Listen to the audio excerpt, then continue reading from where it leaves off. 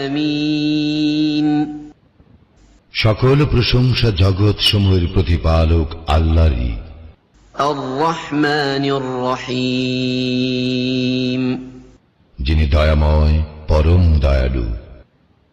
মালিকি ইয়াউমিদ্দিন, কর্মফল দিবসের মালিক।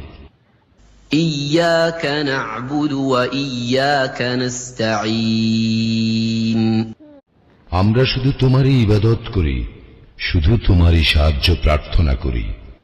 ইহদিনাস সিরাতাল মুস্তাকিম, আমাদেরকে সরল পথ প্রদর্শন করো।